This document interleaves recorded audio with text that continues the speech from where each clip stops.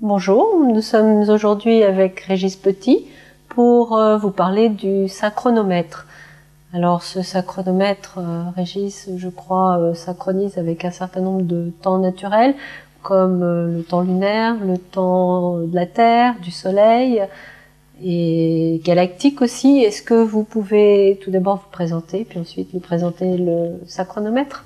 Bien sûr, bonjour. Bonjour. Isabelle. Bonjour Bonjour Jean-Jacques. Régis.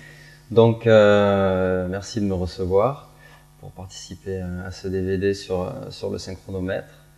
Donc, le synchronomètre, au premier abord, ça peut paraître un peu farfelu, mais finalement, c'est tout simplement un calendrier, en fait. Donc, moi, je suis... Donc, le synchronomètre, calendrier, lié au calendrier Maya. Voilà, c'est inspiré du calendrier Maya, c'est-à-dire qu'il y a une base de mesure commune au calendrier Maya et au synchronomètre en fait. Parce que dans le calendrier Maya, c'est un vaste sujet puisque les Mayas utilisaient plus de 17 calendriers pour mesurer le temps. Donc voilà. Effectivement. Donc le synchronomètre est un condensé de ces 17 calendriers quelque part, où dans ce calendrier-là, nous prenons en compte que 3 cycles. Nous prenons en compte que 3 calendriers qui sont imbriqués les uns dans les autres pour nous donner un outil de mesure du temps, dans un premier temps, et dans un deuxième temps, de synchronisation de l'être humain par rapport au cycle naturel. Comme je vous ai dit tout à l'heure, un calendrier, c'est quelque chose qui structure notre façon de penser, et c'est grâce à cette façon de penser que nous allons vivre, et donc créer, partager, échanger dans la vie de tous les jours avec le monde qui nous entoure.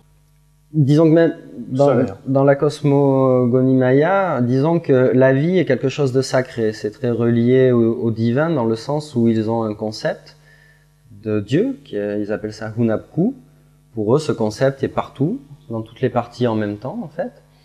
Et donc ces 5 jours sont voués justement au travail intérieur sur qu'est-ce qui s'est passé pendant l'année précédente. Voilà, qu'est-ce que je vais pardonner. Qu'est-ce que je vais me pardonner de ce qui s'est passé? Quelles sont les actions positives que j'ai faites? Quelles sont les actions négatives que j'ai faites?